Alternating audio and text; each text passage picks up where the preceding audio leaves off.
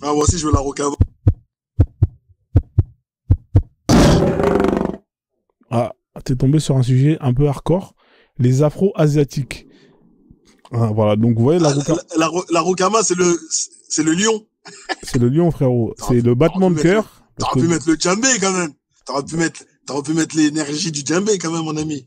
ouais, mais j'ai pas trouvé de djembé, tu vois. Y a pas, en fait. En fait, par rapport au truc, il t'a pas Ou pour. le Cori. Y a pas le Cori? Y Non, a pas le franchement, Cori? il y a le lion, tu vois. Il y a que les lions que j'ai Ah, trouvé intéressant. J'ai mis le battement de cœur parce que les noirs, en général, quand il faut parler des noirs, ils ont chaud, hein, donc ils tremblent. Hein, et voilà, donc, parce qu'ils connaissent rien en général. oui. Et en plus, lorsque tu attaques les autres communautés, c'est toujours tes frères noirs là, comme Mamoussa qui est en bas.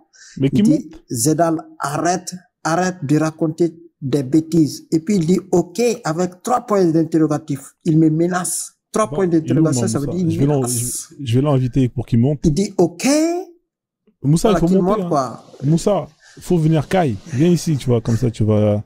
Vous êtes en bas, vous êtes des lâches. Au lieu de Voilà, monter ici, hein, essayez d'avoir un minimum de courage. Vous n'êtes pas courageux, monsieur Moussa. Montez ici, faites tourner la roue, Kama. ah, Comme ça, on va voir si vous avez de la connaissance sur l'Afrique. Parce que c'est les premiers à nous demander, oui, Frozone, tu ne pars jamais de l'Afrique. Bah, venez maintenant que la roue Kama, elle est là. On va voir si vous avez des connaissances. Parce que vous connaissez rien, monsieur. Vous allez monter ici, vous allez tomber sur un sujet, vous allez vous chier dessus. Hein, vous êtes en bas, comme un bouffon en train d'écrire des mots. Ah, gna, gna, gna. Montez ici, faire tourner la roue Kama. Frère, on va te laisser 3 minutes sur le sujet des Afro-Asiatiques. Hein, on va voir si tu as de la connaissance. Après, on va rajouter plus ou moins par rapport à ce que tu sais. effectivement, comme tu le dis bien, vous allez vous chier dessus. Moi, je commence déjà parce que les Afro-Asiatiques, c'est vraiment un argument très difficile pour moi. Mais quand même, bon, je peux dire au moins que bon, l'Asie, pour sa majeure partie, était habitée par des Noirs. Et surtout le Moyen-Orient, là-bas, c'est bon, on peut dire que ce sont les Noirs qui ont fait les premiers royaumes avec autant de Lokman, par exemple, ils avaient fait des fleuves même artificiels. Ils pratiquaient vraiment bien l'agriculture et les Hectanites sont venus du nord. Ils sont venus les trouver là-bas. Ils ont trouvé que là, bon, au moins ici, il y a à manger. On n'est pas obligé de faire la chasse parce qu'il y avait déjà l'élevage. Ils avaient vraiment tout. Donc, les Afro-Asiatiques, et je peux dire que l'Asie, c'était vraiment une périphérie de l'Afrique, quoi. Oui, les sciences venaient de l'Afrique, mais tout était expérimenté aussi même hors de l'Afrique et nous avons pu même migrer jusqu'à en Chine et même au-delà. Donc bon, et les Afro-Asiatiques actuels et maintenant nous avons bien sûr aussi des Asiatiques qui sont issus de l'esclavagisme, donc qui ont été déportés. Et en plus, nous avons aussi de nouveaux Afro-Asiatiques. Ces Chinois qui essaient d'imiter les cheveux africains. Donc, bien sûr, nous aurons aussi une nouvelle catégorie d'Afro-Asiatiques. En fait, l'Afro va et des modes. Parce que il suffit qu'on te dise Afro, et subitement, ton sous-sol va être riche en matières premières. Subitement, ton armée va être riche, ta technologie va être riche. Donc, tout ce qui est afro, vraiment, en fait, c'est un nom, c'est Kama qui est béni. Tu vois, Kama, c'est vraiment la bénédiction. Tu vois, voilà. Et c'est grâce à Kama, un enfant de Kama, que la Russie a pu se libérer de l'esclavagisme et ils ont pu vraiment vaincre leurs ennemis. Ça, c'est par le passé, les Russes, ils en sont très reconnaissants. Ils le rappellent souvent même. Et donc, vraiment, qui rayonne l'Afrique et de l'Est à l'Ouest. Kama, voilà. Bon, j'ai pas beaucoup à dire, quoi. Je vais vraiment m'arrêter ici et puis Ouais, en tout laisser cas, c'est la beaucoup. parole Hein, aux autres. t'as déjà dit beaucoup. Merci en tout cas. Alors, est-ce qu'il y a des gens qui veulent... merci, Shedal. Est-ce qu'il y a des gens qui veulent rebondir sur les Afro-Asiatiques? Si vous connaissez des peuples, hein, parce que faut savoir une chose, c'est que bah, quand il y a eu la migration humaine, vous avez les Noirs, ils sont partis en Asie. Hein. Hein, ils ont fait l'Asie. Il y a plein de peuples noirs hein, en Asie. Si vous allez là-bas, vous allez tomber sur des Noirs noirs. Hein, qui sont restés noirs. D'ailleurs, les têtes de Bouddha, tout ça, c'est des têtes de Noirs. Les tout premiers Bouddhas, après, ils ont changé ça, ils ont blanchi ça. Mais il y a des peuples qui sont restés, qui n'ont pas bougé. Ils n'ont pas été soit éradiqués, etc. Donc, par exemple, là, vous avez un peuple, hein, ici, c'est ce qu'on appelle les Jawara. Vous voyez, ils sont restés noirs. Ça, c'est dans quel pays? Alors, il y a un petit reportage sur Brut. Je pourrais le mettre, je sais pas si ça va faire sauter le truc ou pas. Mais eux, ils sont restés tels qu'ils sont. Ils ont pas bougé d'un pouce. Voilà, vous voyez, ils sont arrivés il y a 110 000 ans et ils ont pas bougé. Hein, voilà, ils ont pas bougé. C'est en Birmanie. Là, vous voyez, là, on est en Birmanie. Ça, c'est les peuples autochtones. Eux, ils ont survécu, ils ont eu de la chance. Hein, voilà, donc je vais mettre brut. Hein, je sais pas si ça va marcher. Bon, j'espère que ça dure pas longtemps. Au moins, comme ça, vous allez apprendre des choses. Hein, la plupart des Noirs, ils ont pris cher, ils ont disparu. Il y a des femmes Jarawa qui ont été kidnappées, qui ont été violées. Il y a les Jarawa qui ont été enlevés pour travailler de force. Il y a des enfants qui sont morts.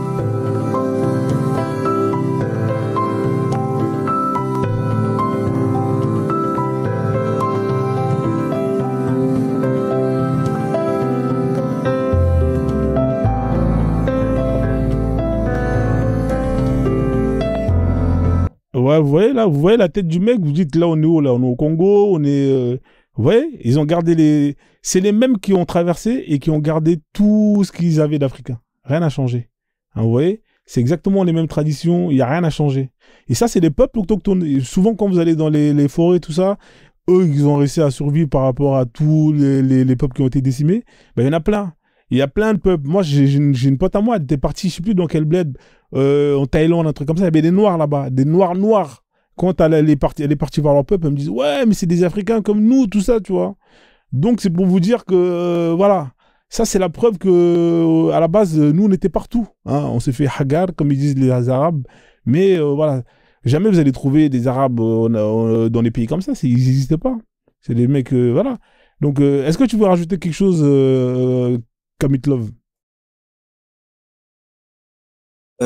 Alors, il y a un livre qui est super intéressant, qui parle de Kundara. Je sais pas si vous en avez entendu parler. C'est un frère qui a écrit un livre. Bon, il en parlait en 92-93. Bon, là maintenant c'est un peu plus populaire. J'étais justement en train de le chercher et je sais plus où il est. Donc il faudrait taper. Je vais essayer de retrouver ça sur internet. Alors, en gros, cette histoire de Kundara, vous avez tous entendu parler de l'histoire du Japon, etc. Donc, Kundara, c'est un village, tu sais, justement, pour venir corroborer ce que tu disais à l'instant, tu sais, par rapport au peuple d'Afrique qui se déplacent, en fait, qui vont, en fait, en Asie. Et ben, justement, Kundara, on retrouve des villes, en fait, en Afrique. En Guinée, je sais qu'il y a Kundara, il y a différents endroits, en fait, en Afrique de l'Ouest où vous trouvez des villages. Et un des premiers empires, en fait, qui a donné l'empire, en fait, justement, japonais, en fait, bien avant, en fait, les différentes factions, tu vois, avant que, je sais plus comment il s'appelait le nom du gars qui a unifié le Japon, bon, bien avant tout ça. En fait, dans ce bouquin-là, en fait, il vous explique un peu ce qui s'est passé. Bon, je résume rapidement. Donc, lui, en fait, c'était un mec qui sortait avec une Coréenne.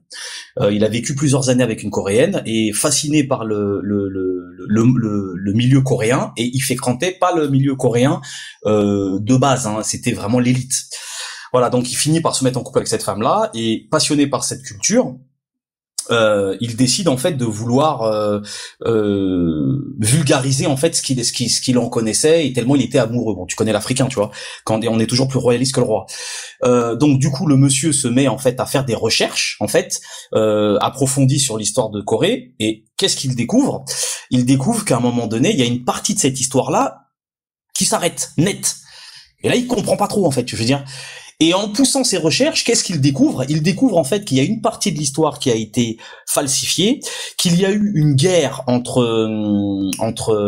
le Japon du sud et du nord. Et c'est pour ça d'ailleurs que les Chinois et les Japonais se détestent en fait, parce que justement il y a, enfin bon, je vais pas vous spoiler, mais en gros dans ce livre-là, il explique un peu ce qui se passe, ce qui s'est passé en fait avec les Asiatiques qui, quand ils déferlent en fait en Asie, en Chine, tu vois, au moment où bien avant que l'empereur Qin, tu vois, unifie en fait la Chine, d'où le nom d'ailleurs, Et en fait, il explique en fait que toute la connaissance en fait qu'on voit à la médecine chinoise, etc., également en fait, ils ont fait en fait un nettoyage en fait historique, un peu comme on peut voir en fait avec l'Égypte, tu vois, ou d'autres endroits, la Mésopotamie par exemple, etc., où on a carrément effacé. Donc cette histoire de falsification et d'effacement de notre histoire, elle date déjà. Enfin, les Asiatiques étaient déjà excellents dans ce domaine. Donc c'est Kundara. Il faut que je retrouve le nom du mec.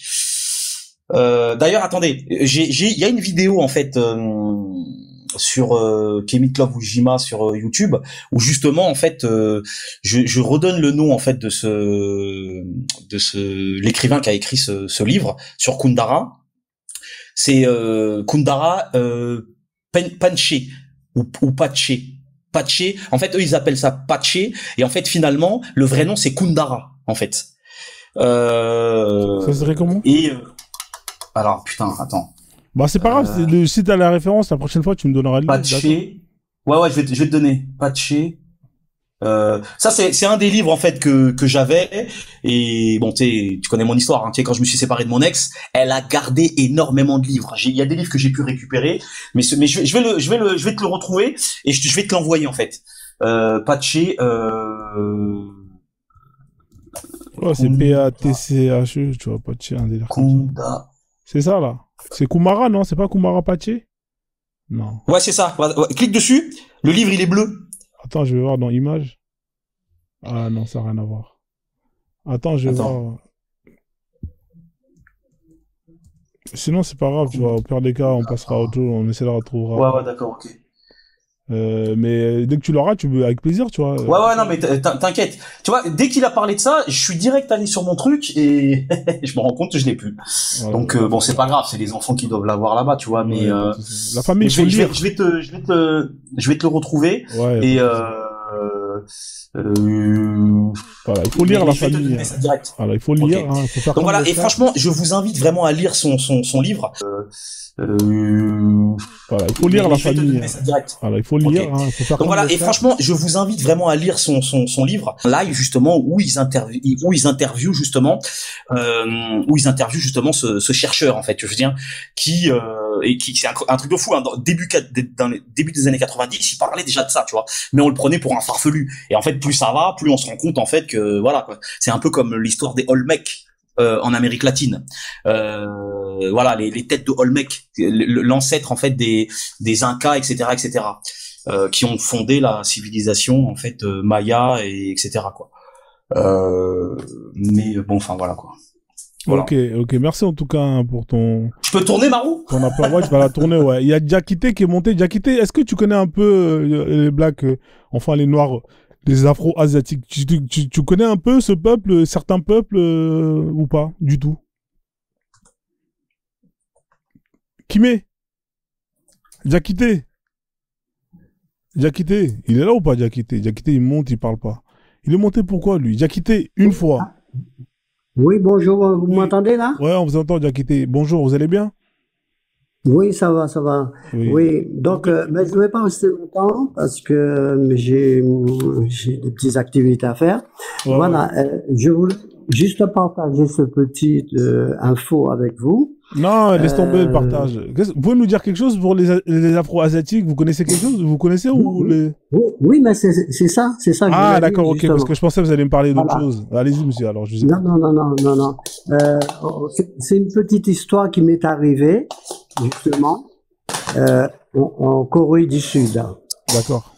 Alors, lors de stage que j'avais été fait là-bas, hein, j'ai été faire là-bas stage du taekwondo, et donc j'étais avec des maîtres et des élèves. Et, bon, on s'entraînait et après on allait manger. Et lorsqu'on allait manger, on était tous groupés ensemble. Et vous savez, là-bas, on s'assoit à ras du sol pour manger. Et donc, vous m'entendez bien? Ouais, on vous entend bien, mais allez-y, on vous écoute. Voilà. Et donc, pour la petite histoire, il y avait un des maîtres qui était avec nous. Il y avait au moins 3-4 maîtres. Et puis, il y en a un que j'avais pris en sympathie parce qu'il était légèrement un petit peu plus basané que les autres. Mais vraiment coréen, hein, d'accord? Et donc, sous ce, j'ai même vu le coréen, Rasta, avec des locks et tout ça. Et donc, celui-là, on était en train de manger, il était face à moi, à l'autre côté de la table, et on mangeait et on discutait, et je me retourne pour parler pour un autre maître à gauche de moi, et donc j'avais plus visuel sur lui, et au bout de 2-3 minutes, je me retourne vers mon pote maître qui est en face de moi, je le vois pas. Donc je demande à les autres, mais où est-ce qu'il est parti, pourquoi il n'est pas là? Et il me dit, mais pourquoi il n'est pas là? Et je lui dis, oui, mais il n'est plus là. En fin de compte, le gars, il est devenu noir. J'ai dit, mais attends, vous êtes sérieux? Ben, il me dit, oh, oui, c'est lui. Mais j'ai dit, mais pourquoi il est devenu noir? Ah ben, il était devenu noir parce que il avait bu trop de saké, ou alcool de riz. Le gars, il est vraiment venu noir. Alors là, ben, j'ai dit, mais c'est pas possible. Alors, ils m'ont expliqué les autres. Chaque fois, ce monsieur-là, il boit trop de saké, il devient noir. Qu'est-ce que c'est? Comment ça, il est devenu noir? C'est quoi cette histoire-là? Alors, donc, c'est l'effet de l'alcool. Ah, il devient noir comme ça, il boit de l'alcool?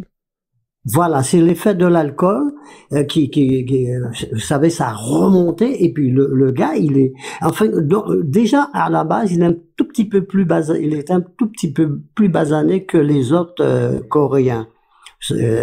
Et donc, l'effet qu'il a bu de l'alcool, eh ben, il est devenu noir. Il est vraiment devenu noir.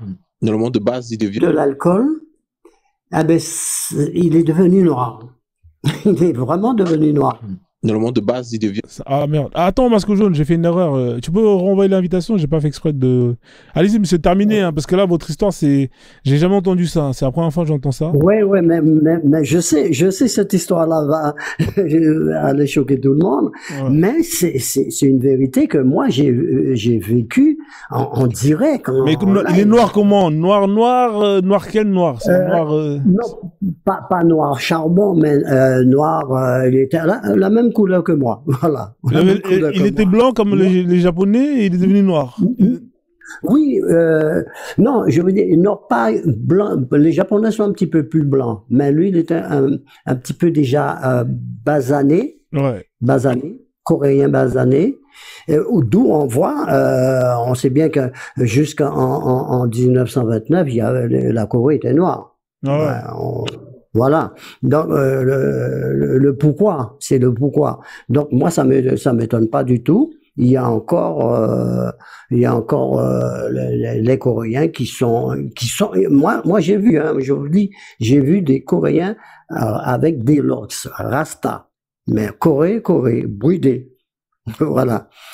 Voilà, c'était pour la petite histoire. Je ne vais pas rester longtemps parce que merci, j'ai un monsieur. coup à donner. Merci beaucoup en tout cas pour votre rapport. Merci. Voilà. Alors, justement, il y en a qui voient mon profil. Il me dit oui, vous êtes soi-disant noir, mais vous mettez un asiatique. L'asiatique que je présente en profil, c'est Confucius, c'est un Africain.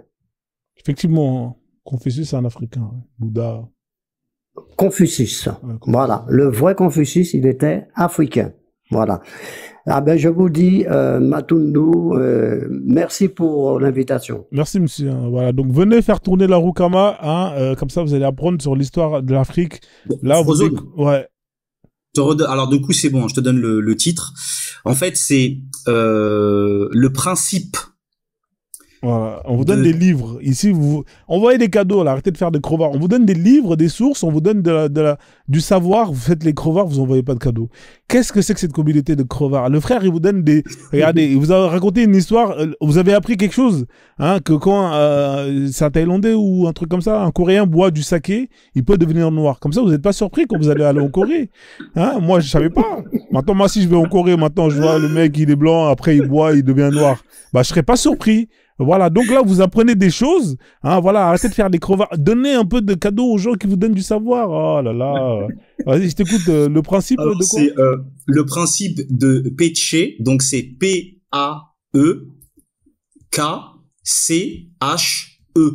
Ah, on n'aura jamais trouvé le truc. Hein.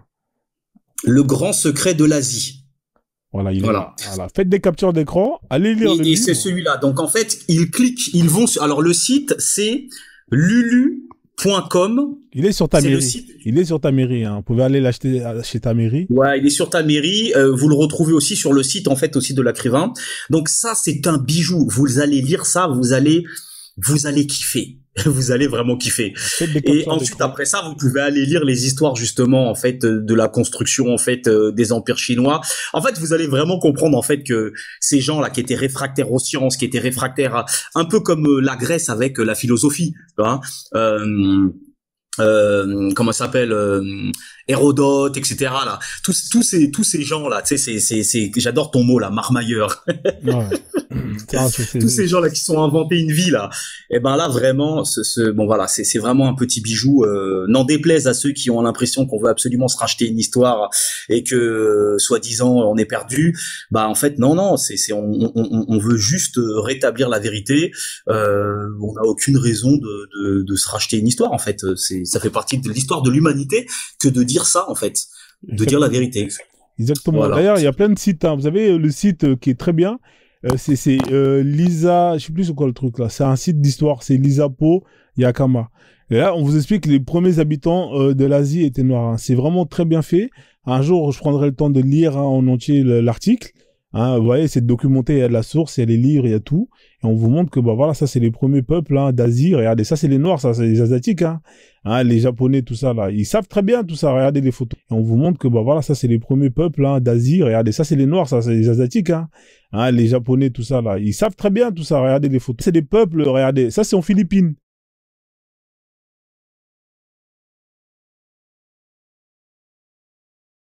Ah, comme des Noirs, frère. On dirait ils mangent. Je crois qu'ils sont en train de manger du foufou, un truc comme ça. Ça a été des cousins des Congolais qui ont voyagé.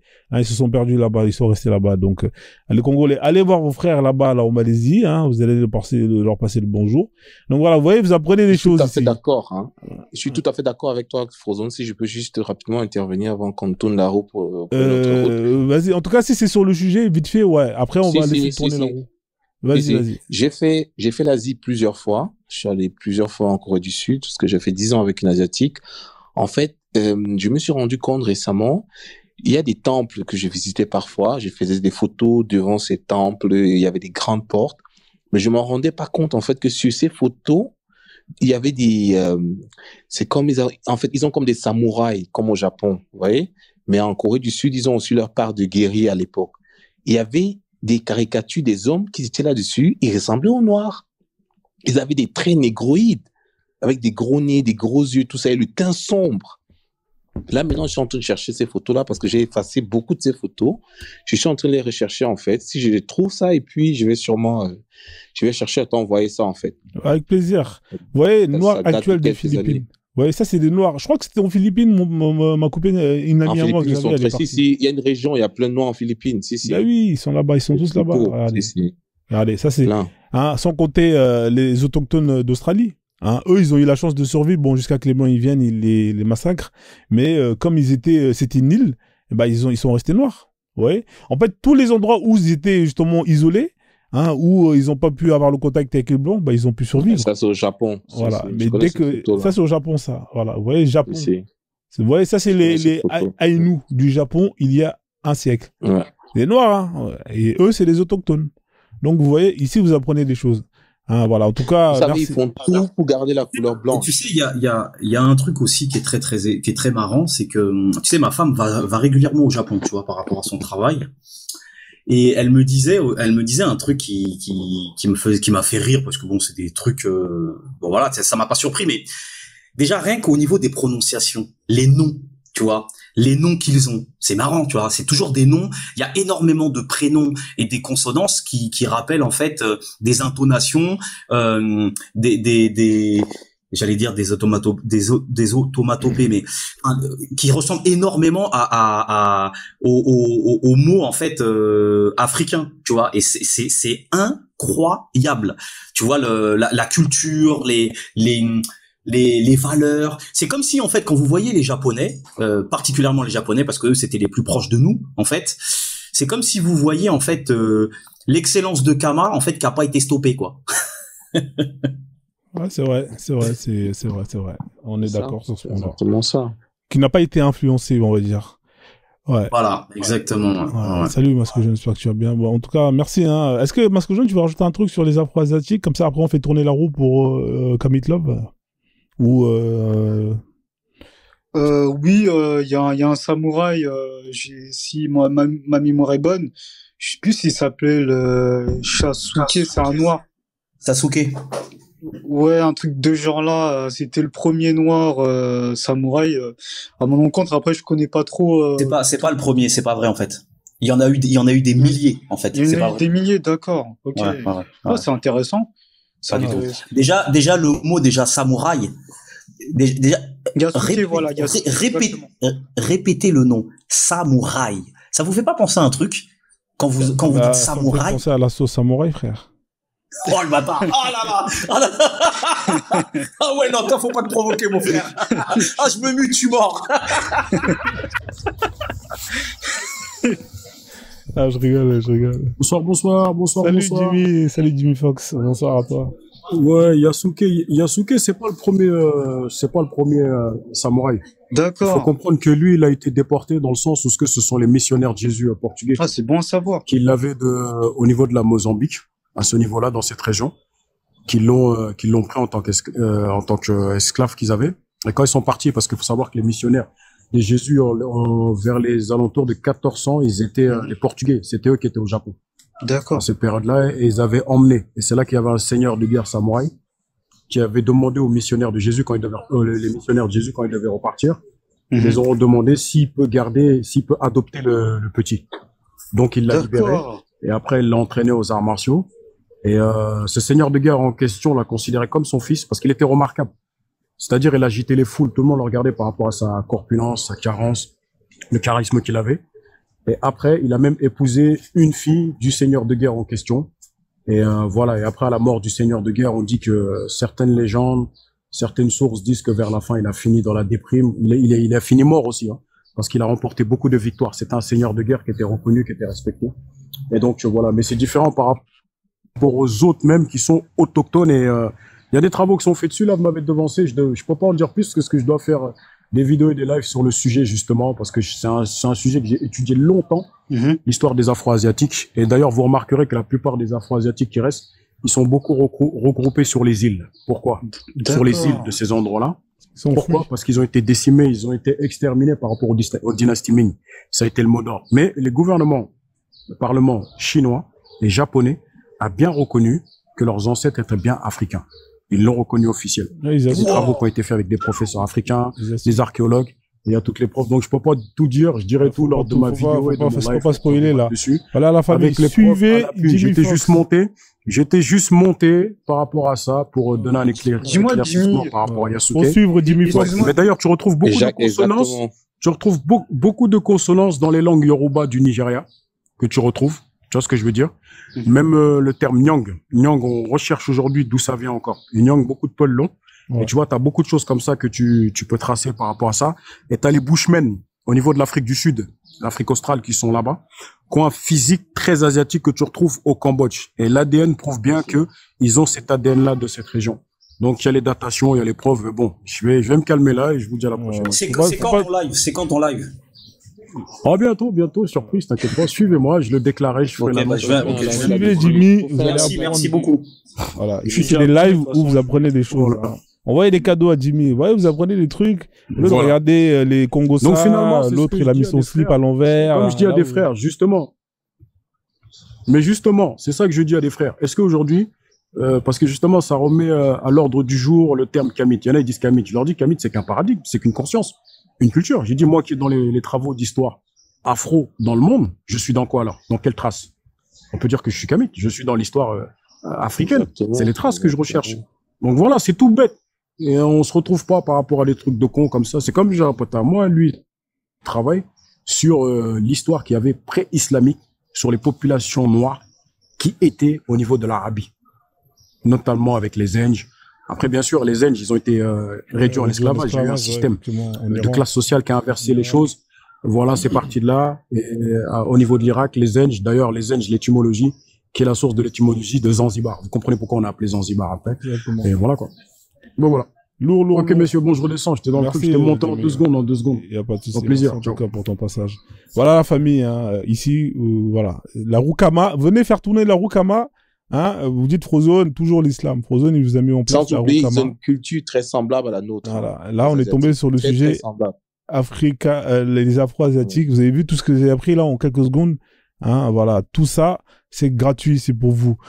Kamit Love, on va faire tourner la roue. Après, bien évidemment, s'il y a des choses qui vous reviennent, vous pourrez rajouter encore hein, sur les Afro-Asiatiques. Hein. Il y a tellement de choses à dire sur ces gens-là, sur ces peuples. Il y en a plein. On pourrait faire des lives et suivez le frère qui est monté. Il va faire des lives dessus. Il a étudié le sujet et ce sera très intéressant.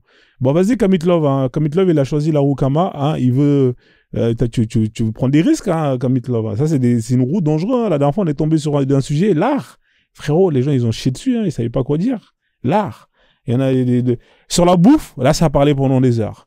Là, frérot, les Renois, quand ça parle de bouffe, ah ouais, là, ma mère faisait ça. Ça a parlé pendant 3 heures, frère. Je dis, hey, les mecs, c'est 5 minutes le truc.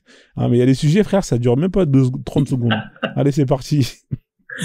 Donc, alors, attends, vas-y.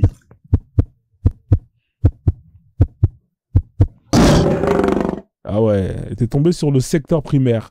Bon, je pense que toi, tu sais ce que c'est le secteur primaire. Bien évidemment, il y a 3 secteurs, le primaire, secondaire et tertiaire. Hein, qu'est-ce que tu peux nous dire sur le secteur primaire? Hein, là, on est dans l'économie. Hein, on est dans l'économie pure et dure. Donc, vas-y, hein, t'as 5 minutes, 3 minutes. S'il y a des gens qui veulent rajouter après, vas-y. Alors là, je vais pas pouvoir te dire. Pur et dur. Donc, vas-y, hein, t'as 5 minutes, 3 minutes. S'il y a des gens qui veulent rajouter après, vas-y. Alors là, je vais pas pouvoir te dire. Enfin, qu'est-ce que je pourrais dire dis aux gens qu'est-ce que c'est le secteur primaire, parce qu'il y a des gens, je pense, qui savent même pas ce que c'est. Est-ce qu'ici, d'ailleurs, est-ce que les gens, ils savent c'est quoi le secteur primaire ici, d'ailleurs, dans le live, là, dans tout son haut, là? Tout le monde sait ou pas? Parce que si on a, ils savent pas, il y a pas de honte, hein. Ah, mais moi-même, je vois pas, en fait. J'en ai une idée vague, mais je vois pas. Le secteur primaire, c'est l'école primaire. C'est le primaire. Non, ça n'a rien à voir. Au niveau de l'économie. Au niveau de l'économie, dans l'économie. Tu fais référence, en fait, cette question a fait référence à quoi? En fait, à dans combien de secteurs l'économie, en fait, est fractionnée en combien de secteurs, c'est ça? Il y en a 3, ouais. Vous voulez que je donne la réponse ou il y a des gens qui veulent répondre? Ouais, bah, du coup, ouais, vas-y, donne-la. Je peux bien répondre. Salut tout le monde d'ailleurs. Ah bah vas-y, ouais. Vas-y, après tu reprends la main, Kamit, dès qu'on t'a donné. Ouais, y a pas de souci. Vas-y. Ouais, pas de problème. En fait, c'est l'ensemble des activités dont la finalité consiste à parler de ressources de base, tu vois, en fait. Ah d'accord, ok. Agriculture, pêche, forêt, mines, gisements, tout ça, quoi, en fait, c'est ça le secteur. Exactement. Okay, je vais rajouter une couche et après je vais. Alors le primaire, c'est tout ce qui est matière première. Tu comprends? Le secondaire, c'est une fois qu'on a la matière, on transforme ça, c'est l'industrialisation. Et le tertiaire, c'est tout ce qui est on vend. Tu comprends? C'est les services, etc. Une fois qu'on a le produit, ok, d'accord. Ouais. On vend. Tu vois, donc voilà, là on est dans le secteur primaire. Le PIB quoi, du pays quoi. Pas que, mais c'est tout ce qui est c'est le tertiaire, tu vois. Le tertiaire, c'est on est dans la vente, dans les services. Une fois que le produit il est fait, parce que si t'as pas le produit, tu peux pas le vendre, tu vois. Premièrement, il faut les matières pour faire le produit. Deuxièmement, il faut le transformer en produit, hein. Et après, ça c'est l'industrialisation. Et une fois que c'est fait, on le vend. Et voilà, là tu vas avoir des entreprises qui vont vendre tel ou tel truc. J'ai une question. Vas-y. Alors du coup, en fait, par rapport en fait à ça en fait. J'ai rien à dire en fait par rapport à ça. Qu'est-ce qu'on pourrait Qu'est-ce que tu pourrais en dire, toi, en fait, par rapport à ça? C'est quoi? C'est donner une solution, donner son avis. Je comprends pas, en fait, vraiment qu'est-ce que tu pourrais en dire? D'accord. Bah, moi, je sais quoi dire. Est-ce qu'il y a des gens qui veulent dire quelque chose sur le secteur primaire avant que je balance ce que je veux dire? Oui, à fond. Il y a beaucoup de choses à dire, hein, sur le secteur primaire. Ouais, je donne la parole. Vas-y.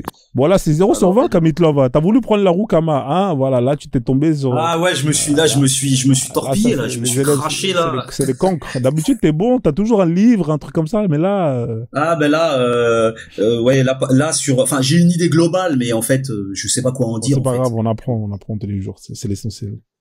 Vas-y, Majdi. Ok, ouais, donc secteur primaire, tout ce qui est ressources de base, donc les ressources naturelles. Après, on va parler de surtout l'agriculture, par exemple, tout ce qui est autosuffisance alimentaire déjà pour l'Afrique et pour aussi les ressources naturelles dont on est vraiment fourni en Afrique, à savoir par exemple l'or, le colbate, tu vois, au Congo, tout ce qui est comment on appelle ça, uranium, au Niger, enfin tout ce qui est ressources vraiment purement naturelles, matières premières, quoi, qui pourraient nous aider justement à nous émanciper économiquement, quoi. Donc c'est un secteur qui est vraiment brisé par les grandes entreprises, les multinationaux, surtout les occidentaux et les asiatiques, les Chinois surtout, je vais dire, c'est eux qui vraiment ont la même mise sur ce secteur-là, malheureusement pour nous, hein, d'accord, pour l'Afrique, en tout cas pour nous les Noirs en général, parce qu'ils ont compris les enjeux. Donc la plupart d'entre eux forment leurs enfants et leur jeunesse par rapport à l'exploitation de ces ressources naturelles-là. Donc t'as beaucoup d'écoles qui apprennent leurs jeunes à mieux exploiter les mines, comment gérer les mines, comment aussi exploiter les minerais. Il y a beaucoup d'écoles en Asie qui sont focalisées et qui sont concentrées sur ce domaine-là. Malheureusement, on n'en a pas beaucoup dans nos pays africains pour exploiter les ressources du coup naturelles, en fait, la matière première. Et c'est là où le bas blesse, parce que ce sont des produits qui aujourd'hui sont la base, si tu veux, sont le moteur de l'industrie, ou en tout cas de la technologie actuelle, en fait, avec lequel jouit l'Occident, si tu veux, parce qu'en fait, si tu veux, tous ces ressources-là leur permettent d'avoir la technologie qu'ils ont et d'avoir justement des prévisions pour le futur et de dominer un certain secteur, surtout le marché mondial, etc. Donc c'est un secteur très important. Malheureusement, nous en Afrique, on n'a pas d'usine, on n'a pas donc de grands patrons qui exploitent ces secteurs-là. Et ce serait très lucratif pour les Africains. Ce serait voire bien que les Africains puissent se concentrer, surtout la jeunesse, vers ces secteurs-là, et qu'on puisse ouvrir des écoles, des entreprises qui favorisent ou qui sollicitent les jeunes à aller vers ces secteurs-là, ou à apprendre comment faire pour exploiter certaines ressources, à savoir donc l'uranium, l'or, le pétrole, par exemple. Au Sénégal, par exemple, là actuellement, on a des dizaines pour ne pas dire des centaines, des dizaines de gisements d'or et de pétrole, du coup, qui sont en train de sortir. Les pétroles, qui sont une ressource qui est en train d'être rivalisée par les ressources comme l'hydrogène, etc. Donc qui va être l'énergie du futur, surtout l'hydrogène, donc qui vient de l'eau. Voilà, il y a tellement de choses à dire. Je sais pas où. J'aimerais bien qu'on me pose des questions. Ce serait bien aussi de pouvoir s'étaler là-dessus. Mais avec des questions, c'est toujours mieux, quoi. Là, je peux parler jusqu'à demain. Enfin, il y a tellement de choses à dire là-dessus. Exactement. Ouais. Est-ce qu'il y a des gens qui veulent rebondir, Masque Jaune ou Samy, qui ont haut sur le secteur primaire? Après, moi, je vais donner mon point de vue. Hein. Non, je voudrais juste dire une chose. Ouais, vas-y. Alors du coup, ça c'est un état des lieux en fait de nos ressources, en fait de nos richesses. Bon, ok. Moi en fait, ma question, ça serait, selon vous en fait, qu'est-ce qui pêche? Parce que on le sait tous, on connaît tous en fait, dans les grandes lignes, la plupart d'entre nous, on connaît nos ressources, on connaît notre force, on sait qu'on est un pays, nous sommes des États riches, contrairement en fait à ce qu'on nous vend. Mais du coup, moi ma question, ok, d'accord, mais comment on fait pour pouvoir justement jouir de tout ça, et c'est quoi selon vous ce qui cloche, ce qui manque pour qu'on puisse justement transformer nos ressources Ouais, moi, je veux bien te répondre vite fait. Hein. Voilà, je veux bien que tu me répondes. La souveraineté militaire. Ouais, ça c'est très bien. Alors, moi je vais te répondre vite fait. Après, je vais laisser la main à Masque. Alors, premièrement, le secteur primaire, faut savoir qu'il y a des peuples qui vivent que du secteur primaire. Hein, par exemple, vous allez voir les Arabes là-bas, là. Eux, ils vivent que du secteur primaire. Ils ont leur industrie, c'est-à-dire le gaz, le pétrole, et ils vendent ça. Et ils arrivent à très très bien à vivre de ça. Pourquoi? Parce que premièrement, ils ont su sécuriser ce que justement la nature leur a donné. Deuxièmement, ils le revendent au prix juste. Deux choses: sécurité et voilà, et la vente. Ils sécurisent, ils vendent. C'est-à-dire qu'ils sont même pas, ils transforment pas. Ils ont aucune industrie, ils ont aucun secteur secondaire, aucun secteur tertiaire. Ils ont juste limite tertiaire pour vendre, mais juste le primaire. Et les mecs, ils sont bien. Alors, nous, on a en secteur primaire, on a tout. Il y a tout. L'Afrique, il y a tout. C'est-à-dire que voilà, quoi, il y a même pas à parler chinois. Mais il n'y a pas la sécurité. C'est-à-dire qu'on a tout, on n'a pas su sécuriser ce qu'on avait. Donc, automatiquement, c'est comme si toi, tu avais de l'oseille, hein, t'es une banque, tu as de l'oseille. Mais frère, si tu n'as pas la sécurité, les gens ils vont venir te braquer, ils vont venir te voler. Donc, c'est ce qui se passe. Ça, c'est la base de la base. S'il n'y a pas de sécurité, c'est mort de chez mort. Tu vois, il faut la sécurité, tu vois. Hein, voilà. Ça sert à rien de vouloir entreprendre des trucs de ouf. Ouais, on va construire ça. Si tu n'as pas de sécurité, tu auras beau mettre en place tout ce que tu veux dans ta vie. Mais si t'as pas sécurisé ton projet, ton budget ou quoi que ce soit, c'est mort, frère. Les gens, ils vont venir, ils vont te niquer, ils vont te voler. C'est un monde d'enfoirés ici. Est-ce que je peux ajouter quelque chose? Vas-y. En fait, il y a non seulement la sécurité qui est déjà la première des choses. En second lieu, il y a en fait ce système éducatif occidental qui ne nous donne pas la possibilité de reconnaître et d'exploiter et d'instruire et de créer en fait des gens qui vont exploiter notre sous-sol. En fait, par exemple, sur le domaine du pétrole, on a difficilement des enfants qu'on éduque ou bien qu'on envoie dans ce stage-là pour qu'ils puissent aller vraiment se perfectionner et puis venir transformer ce pétrole.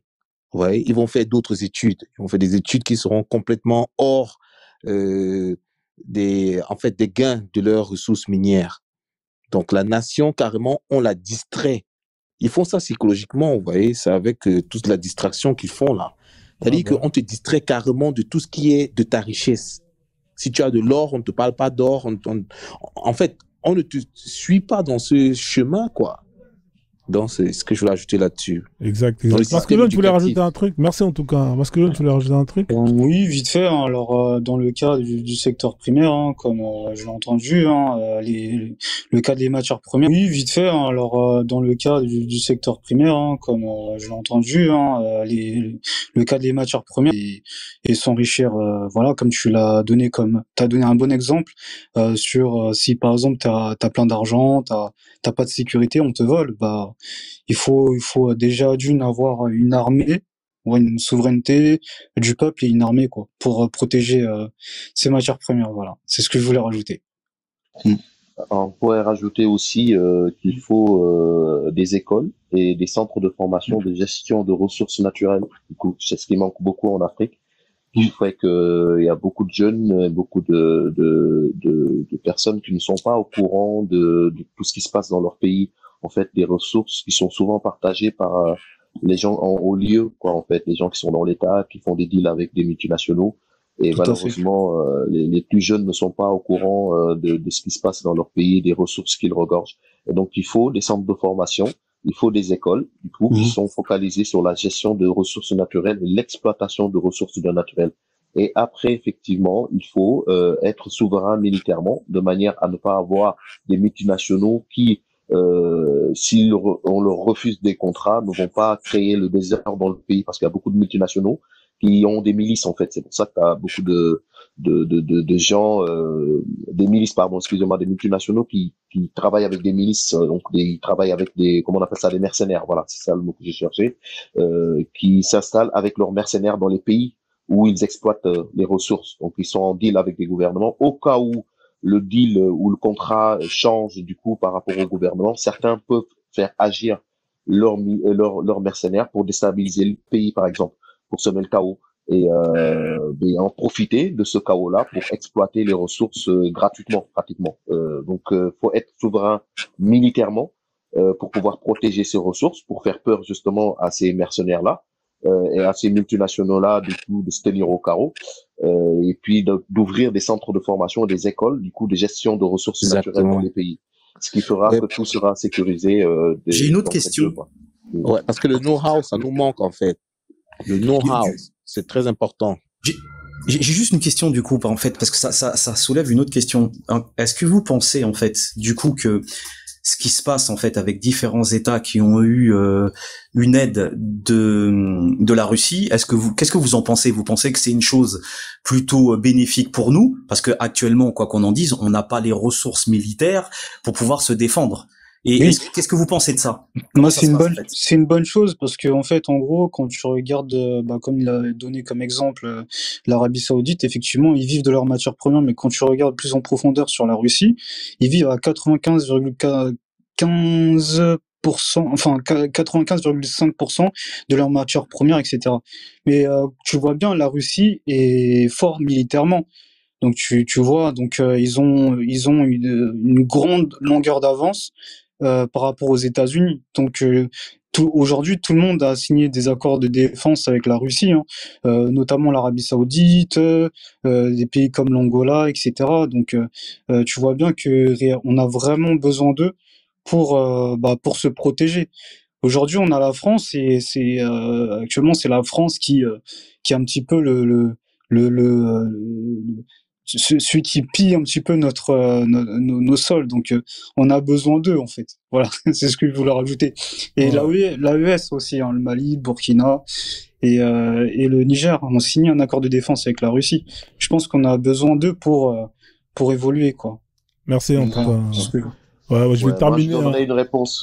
Pardon, excuse-moi. Ah, vas-y, y a pas de souci. De toute façon, il y a tellement de choses à dire sur les trucs comme ça. Fait exactement, c'est pour ça. C'est une très bonne question qu'il a posée, justement, le frère Kevin Tolov. En fait, je serais mitigé, moi, au niveau de ma réponse. Je dirais plutôt que c'est une très bonne chose parce que militairement, il y a des États un peu faibles, malheureusement, militairement en Afrique et qui sont des États souvent très riches en ressources naturelles. Donc le Mali, par exemple, le Burkina, le Niger. Ils sont pas super puissants militairement comme les Occidentaux. Donc avoir un allié comme la Russie dans ce sens-là pourrait t'aider. Mais il faut savoir une chose, c'est que la Russie, elle ne fait pas les choses gratuitement. C'est ça en fait. C'est pour ça qu'il faut faire extrêmement attention et être prudent dans la relation. Et je pense que les mecs qui sont au niveau des États sont assez intelligents. Les militaires, Assimi Goïta et toute sa bande, et puis l'autre dans la relation. Et je pense que les mecs qui sont au niveau des États sont assez intelligents. Les militaires, Assimi Goïta et toute sa bande, et puis l'autre ou les Occidentaux militairement ne viennent pas dans nos pays pour nos beaux yeux, et ne viennent pas parce qu'ils nous aiment bien, ils aiment bien les Africains, etc. Donc ça, on le sait. Pour ça, je suis très prudent moi compte tenu de la Russie. Bon, après, l'ennemi de mon ennemi, c'est mon ennemi, donc il y a pas de souci à ce moment-là. Tu vois mon frère là, tu vois, c'est très intéressant et je dis deux mots. Ami. C'est très intéressant ce que tu dis. C'est mon ami, pardon. Tu vois ce que tu viens de dire là par rapport à la Russie. Je sais pas si vous vous souvenez de la baie des cochons. En fait, la guerre en fait à Cuba. Les Russes en fait étaient les alliés des Cubains. Et la guerre d'Ukraine que vous voyez aujourd'hui, en fait, elle vient d'où? En fait, elle vient du fait que la Russie avait pris des accords avec les Américains.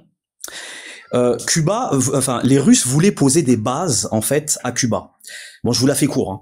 Et en fait, les Américains, c'était intolérable de se retrouver en fait sur leurs eaux territoriales, en fait très proches d'eux, un ennemi comme la Russie. Donc, ils ont fait un accord, comme quoi, hors de question ils ont fait leur magouille quoi.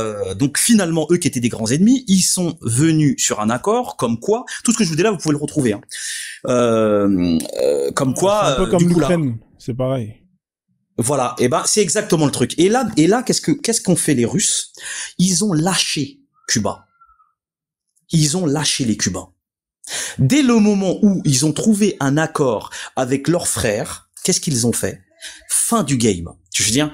Donc moi, ce qui me fait peur, évidemment, là, à l'heure actuelle, on n'a pas le choix de toute façon. Mais j'espère sincèrement, même si j'ai des doutes, j'ai des grands doutes, parce que on l'a vu dans le passé, nos frères, voilà. complicado. Voilà. Donc je suis pas sûr que les dirigeants d'aujourd'hui là qui sont qui ont des propos très nationalistes, très j'irai pas jusqu'à dire panafricanistes. Je sais pas s'ils ont vraiment conscience et s'ils connaissent en fait l'histoire de la Russie et ce que les Russes ont fait dans le passé en fait. Maintenant, bon, entre la peste et le choléra, ok.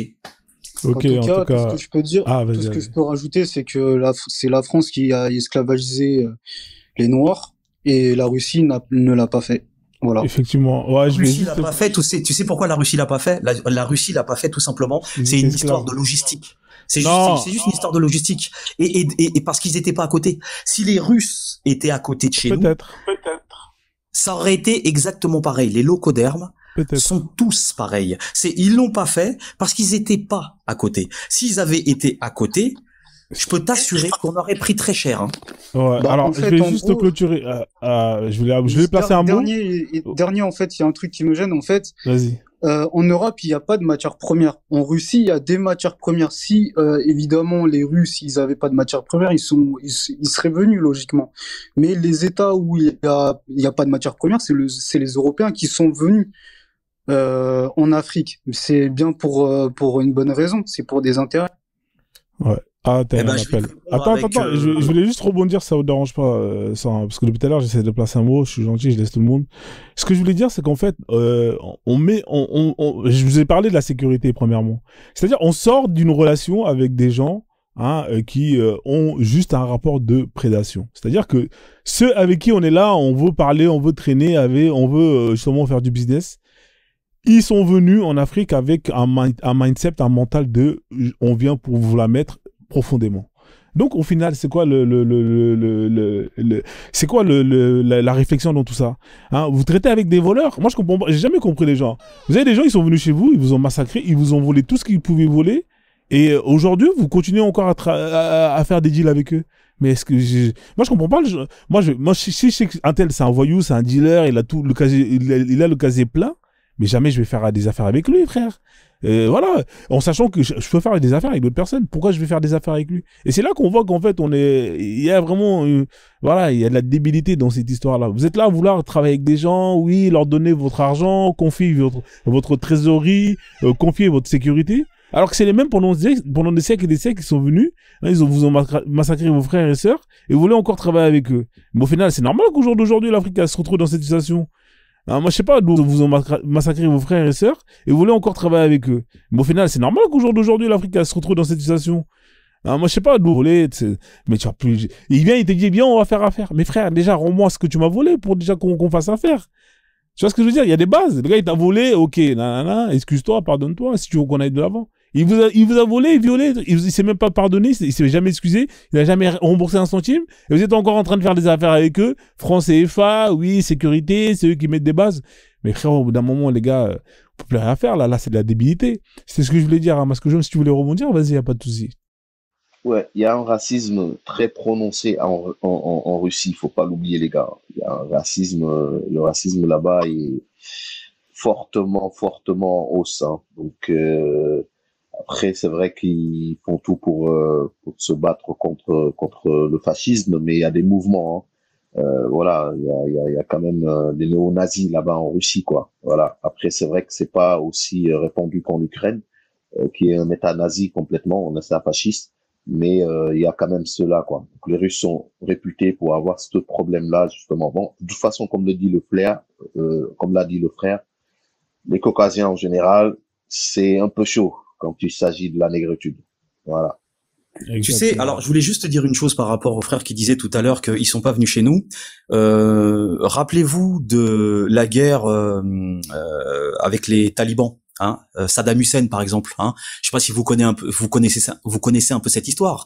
Je veux dire, les Russes en fait, voilà, ils leur ont mis sur la gueule. Alors, je suis pas en train de défendre les musulmans, ils sont en train de se taper sur la gueule entre eux, malgré leurs ressources qu'ils avaient. Comment ils s'en sont sortis? Avec l'aide des Américains. Tu vois ce que je veux dire? Et ensuite, ils se sont retournés contre les gens qui les ont aidés. Tout ça pour finir de corroborer, voilà. Donc alors après, certains grands, alors je sais pas si le frère il fait référence à ça, parce que c'est vrai que les Russes, indirectement, enfin directement, ils ont quand même une histoire avec nous. Alors je sais pas si vous avez entendu parler de Abraham Hannibal, c'est l'aïeul noir de Poutchine, une grande référence russe, etc., etc. Bon, ok, d'accord, mais quoi qu'il en soit, il reste des négrophobes carabinés, et comme l'a dit Frozone, le mec, ils sont pas venus ici, ils viennent pas chez nous pour nous aider. Moi, par contre, je dis une chose, effectivement, si on n'a pas, aujourd'hui, on ne peut pas se défendre. Tu vois, je veux dire, on ne peut pas se défendre parce qu'on n'a pas les armes, on n'a pas les structures pour faire nos usines militaires, etc., etc. Moi, en fait, il faut déjà le mental. Si t'as pas le mental, c'est la base. Non, tu sais, Frozone, le mental, je vais te dire un truc, le mental, ça peut faire quelque chose. Le mental, on va dire, dans un combat, le mental, c'est 60% du taf. 60% du taf. Mais si t'as affaire à quelqu'un qui a une plus grande expérience que toi dans le combat, qui a machin, et ton mental, en fait, il va te servir. Mais ton mental, tu sais, quelqu'un qui est précis, ton mental, il va fondre comme neige au soleil, hein, je veux dire, parce que les coups qu'il va te porter, il est technique. Et là, on parle d'armes. Donc, on peut avoir le mental qu'on veut, mais si on n'a pas les armes. Moi, par contre, ce que je voudrais dire par rapport à ça, c'est que je pense que pour quelqu'un qui voudrait vraiment m'aider, tu sais comment je dirais qu'il veut vraiment m'aider? Bah, en fait, dans ces cas-là, viens créer des usines chez moi. Montre-moi comment on crée des armes de destruction massive. Montre-moi, ne viens pas prendre ma défense. Ouais, mais ça marche pas comme ça. En fait, écoute, c'est là où je dis qu'il va en fait, ça marche pas comme ça. C'est-à-dire que avant même que la personne vienne te faire ça, il faut déjà que toi tu montres que t'as pas envie de te faire voler. Tu vois ce que je veux dire?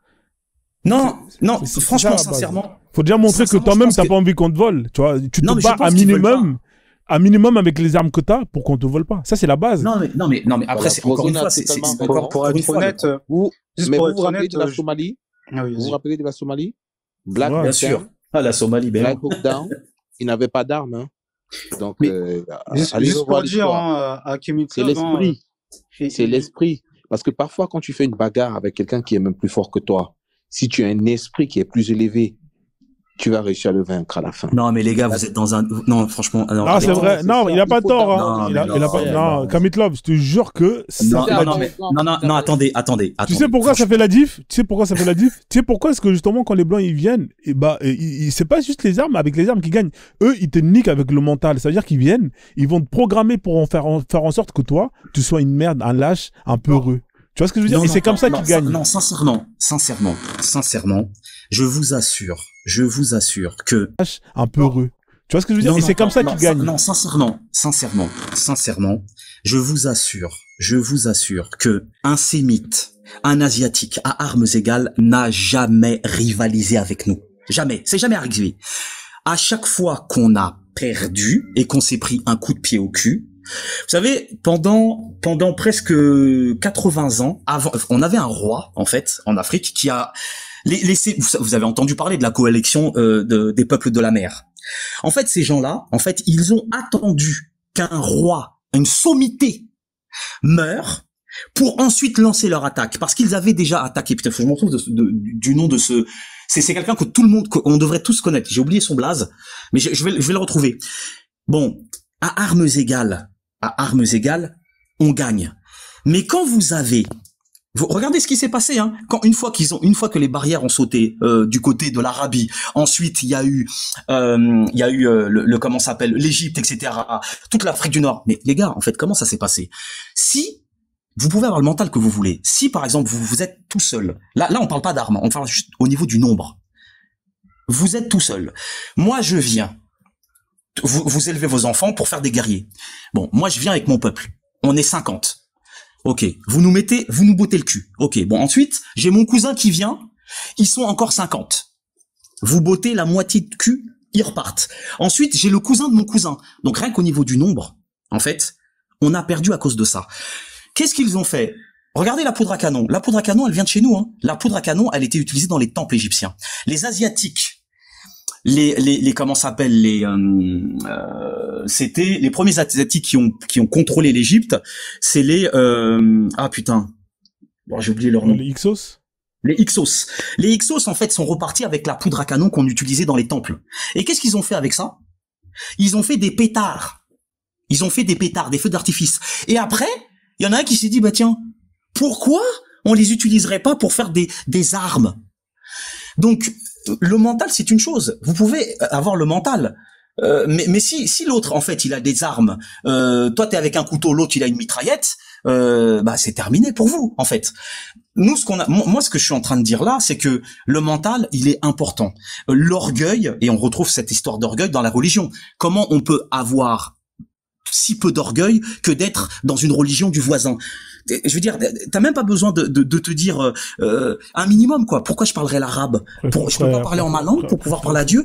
Tout est une question d'orgueil, je suis d'accord avec vous. Mais là, militairement, on a besoin d'alliés. Moi, je suis pas contre. Là, au niveau de la Russie, je me dis, il faut être bien conscient.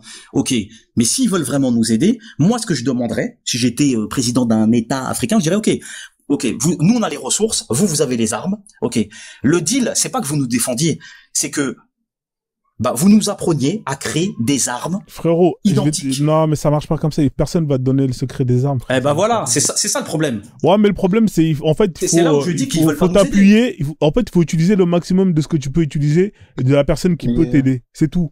Il faut pas chercher la lune.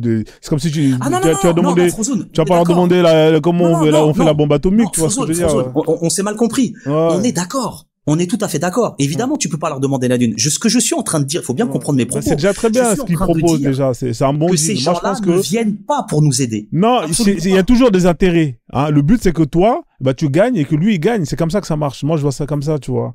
Voilà, c'est des intérêts et ils viennent pas gratuitement. Donc, voilà. Nous, si eux, ce qu'ils nous apportent, ça nous arrange pour nous sortir du bourbier qu'on est, c'est déjà mieux que rien. Voilà, tu vois, c'est déjà mieux que rien. Après, c'est des blancs. Moi, personnellement. Ouais. Non, je suis d'accord avec toi. Mais moi personnellement, ce que je voudrais, là, on est dans la fiction. Hein, on parle de fiction. Ouais. Pour moi. Après, il faudra laisser parler un peu les gens parce que t'as enchaîné quand même, Kamitlov. Ouais, juste ça. Moi, ce que je veux dire par là, c'est que à la rigueur, si tu veux 50-50, évidemment, c'est pour ça que j'ai dit, j'ai les ressources, tu prends les ressources. Mais moi, ce qui m'intéresse, si tu veux vraiment qu'on fasse une vraie collaboration, ce qui m'intéresse, c'est pas que tu me défendes. C'est que tu me montres comment on pêche. Oui, c'est ça. Oui, ça c'est. Et c'est là où je dis qu'en réalité, ils sont vraiment pas là pour nous aider. Bah, je sais pas, je suis pas d'accord avec toi. Masquejaude, tu voulais dire un truc? Mais ça fait 60 ans qu'on a signé un accord de défense avec la France. Depuis 60 ans, on n'a pas eu une centrale nucléaire. Là, au Burkina Faso, ils ont pour projet, c'était le 30 octobre 2023, pour une construction d'une centrale nucléaire au Burkina Faso. Et qui est derrière ça, c'est la Russie. Bah ça fait 60 ans qu'on est emmené avec la France. Mais aucun projet, il y a rien, ça avance pas, c'est long. Je dis pas que c'est pire, hein. Pas du tout. Voilà, c'est bien, c'est bien. Nous, on en apprendre. Mais restons vigilants. Les gars, on va faire tourner la roue, hein, parce que la roue, c'est pire, hein. Pas du tout. Voilà, c'est bien, c'est bien. Nous, on en apprendre. Mais restons vigilants. Les gars, on va faire tourner la roue, hein, parce que la roue, elle est, je crois, d'ailleurs, Majder. Après, c'est Masquejaude. Tu peux clore après, hein, si tu veux. Bon, je voulais juste dire par rapport à tout ce que les frères ont dit, surtout Kemitonov, hein, qui parlait de la Russie. Mais faut pas oublier que la Russie a collaboré durant la guerre mondiale avec Staline a collaboré avec Hitler. Hein. Merci. Ça faut le retenir. Hein. C'est récent. Je veux dire, c'est tout frais. Hein. C'est pas encore voilà. C'est le régime de Staline communiste a vraiment collaboré avec le régime fasciste de Hitler en fait, et ça c'est clair et net, on l'a eu à l'époque quoi, donc faut pas oublier ça les gars. Deuxième chose que je voulais rajouter, c'est que il y a l'art de la guerre, il faut lire de Sun Tzu. Dedans tu as des stratégies en fait. Pourquoi je parle de ça, c'est pour dire que la guerre se gagne par la cruauté. C'est malheureux à dire, mais le plus féroce, le plus violent, le plus cruel gagne la guerre. Après, il y a la guerre psychologique, il y a la guerre froide, donc qui ne dit pas son nom, mais il y a aussi là, sur le terrain, une certaine cruauté de l'adversaire ou de la personne que tu as en face, ou en tout cas des militaires que tu as en face de toi. Alors, nous, on est trop pacifistes, on est trop laxistes sur beaucoup de choses en terre, on est toujours là. D'ailleurs, si on a été combattu ou battu à un certain niveau, c'est parce qu'on a trop on était trop dans les salamalek, quoi, si je peux dire ainsi, quoi. Voilà, on a trop été hospitalier, on va dire, et on a été un peu naïf, hein. Voilà, quelque part. Et pour moi, la meilleure des choses à faire, c'est d'apprendre à se défendre et d'apprendre à être féroce avec l'adversaire, parce que ils sont féroces, mais ils sont d'une férocité incommensurable. C'est ce qu'il faut apprendre. D'ailleurs, il y a un livre, du coup, la férocité blanche. Et je vous conseille aussi de Ouais, je le lire. connais, là, c'est avec l'afro-colombienne, là, la colombienne.